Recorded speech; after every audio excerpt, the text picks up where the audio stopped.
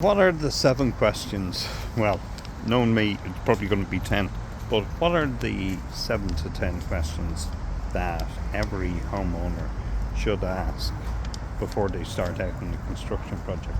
And I suppose the most fundamental one is, do you actually really need it? And do you need the size and scope of it? That's a fundamental question. Want is one thing, need, and we all know this, but it's just I know I sound like a real quantity surveyor there. As one architect let me know in no uncertain terms, if I'd my choice, everybody'd have a chipboard everywhere. And this very funny lady. But look, that's my mindset. And I do wonder whether sometimes, do we need the whole scope? Do we need the whole 9 yards? And if we do, great, because that keeps me in business, that keeps the whole construction business, the whole industry going, which supports something staggering like another 250 byproduct businesses. So I'm certainly vested. I certainly am very vested in it. How much will it cost? Well, in Dublin, extensions are roughly lowest end 2,800 to 4,000, refurb about 2,000, 3,000 for a refurb, Georgian restoration 5 to 6,000. They're the type of figures. Can you get finance? There's another question. You know, it's one thing wanting it, one thing knowing that the banks are lending. Doesn't mean to say that your individual bank is going to scrutinise you in the same way that they might scrutinise other people. I'm not allowed into the walled garden with my dog, but I can certainly take a quick video of it. Absolutely love it. So, next question is, do I need planning permission? If it is below or up to 40 square meters in a rear extension, you do not. Beyond that, the answer is yes. And the best thing to do is to get in contact with a architect and to take it there. Such a pity, isn't it? But look, it is what it is. Rules are rules. But I think we can be a little bit brave and just go to the threshold. Absolutely love this place. Really do. Stunning, isn't it? I have a vague memory as a kid coming to play soccer here and getting changed in one of these. Very vague memory, or maybe it was actually inside. Can't remember. God, it's so stunning, especially when it buds later on in the year. It really is, you know. So that is the planning permission one.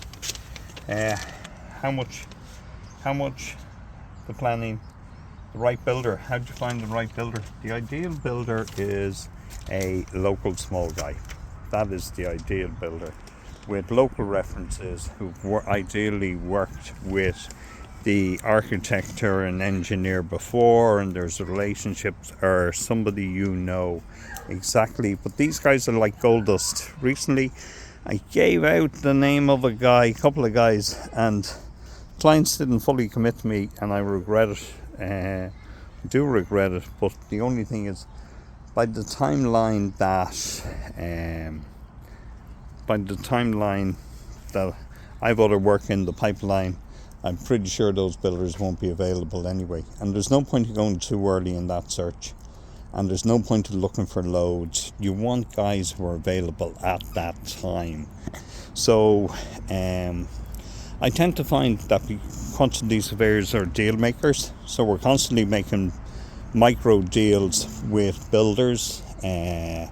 More importantly, we're making macro deals with them. We're keeping them on tender lists where I have 3 or 4 builders, and they may earn a couple of million each from tendering work. So while I'm certainly always on the homeowner side, the fact I do have a workable relationship with decent men is of huge importance.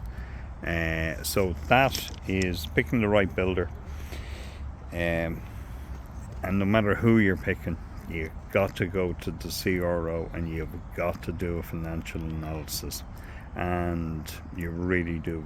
I'll going to be doing a set of courses, and I'll be certainly going into that in detail in the courses.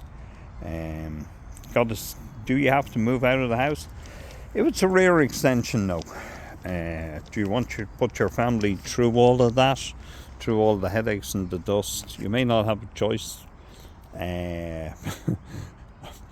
My poor wife, God bless her, had to go through it, and we lived in the house. And the other only thing was Jeannie Mac. My wife was actually. We were still in speaking terms, but I was the builder. We were still in speaking terms, and we did the attic and we did the extension at the same time. So I'm glad we did, and that was before we had kids. So literally a couple of weeks before we became parents, we finished that up, and the dust was still flying forever. So I would certainly recommend you moving out if you can, but we have to be practical with Dublin rent and a mortgage. It costs a lot of money. So depending upon the scale of it, my extension was a lean-to out the back. So we just boarded out the back, did the work, came out around the side, did the work at the back, and then busted through was the last thing that we did. So essentially we built the whole thing and then busted through.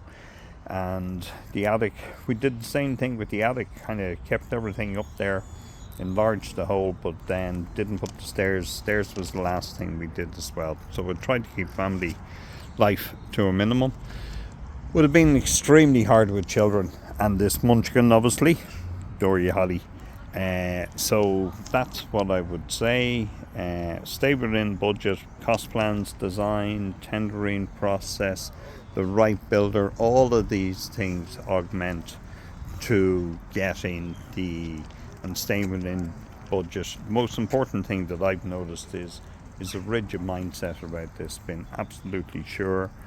Having a tracker system, whether it's done by your quantity surveyor or done by you, it's usually done by both, because the homeowner will have extra fees, planning permissions, extra costs, appliances costs, so there's normally more in there as well. And who then manages the project? This is a great question. Who manages it? The architect, the builder, the homeowner, the engineer, the quantity surveyor? Does that dude have anything, or that dude have anything to do with it? We all contribute.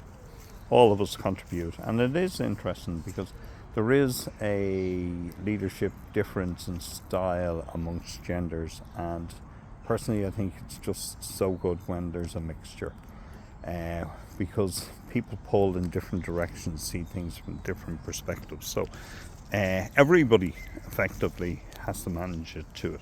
But the one person that's often forgotten, two people, two entities, subcontractors, they're kind of often seen as follow-ons.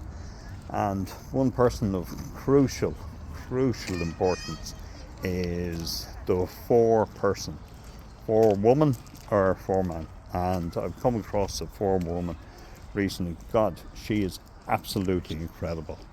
She is a thinking machine, and so much so it's very intimidating. And we had a long conversation. Just said she's so attuned, academically, physically, craftsmanship wise. The lady's skill set, after a couple of years of additional learning, she'll top out in the market. She needs to become a specialist, to go back to college, become an architect or an engineer. Very gifted. So the foreperson is somebody you want to have a really good, healthy working relationship with, and a genuine one. You tend to find that they're funny, easygoing, relaxed type of people working with their hands. There's something very healing and therapeutic and cathartic with working, and something very sensory in doing work that you appreciate and is appreciated. It's a real gift to give and to get. So I tend to find the four people, carpenters, labourers, are extraordinary attuned to themselves and are decent people. And to me, if I had to pick one person who's running the project, it would be that person on a day-to-day basis. So God bless me. A pal of mine was an architect, and he is a very well-known architect. Don't do work with him, but he's a good guy, great guy. And we were doing a couple of jobs together, and he'd come to site half an hour before the client would. And his game was to always see what was going on, and he wanted to be seen to be in charge of of the project. And one day he was giving me a bit of grief, so I told the foreman to go off. Told the foreman, but this was when I was a builder, about 20 years ago.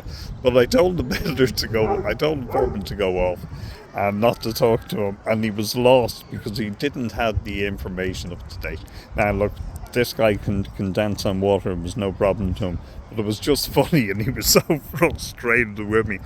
Sure enough, my payment was a week late, These are the games we play. Okay, thanks guys. So I think that they're important questions.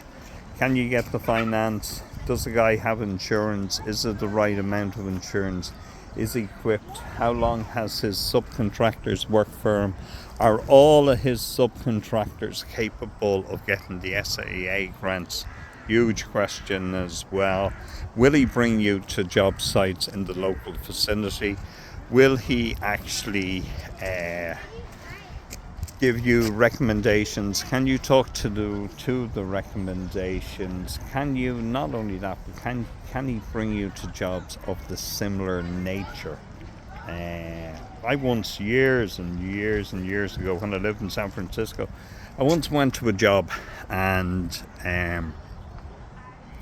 guy turned to me and he said, "Have you done any recent jobs?" And I said, "Sure." I said, "Can we go outside?" And he said, "No problems."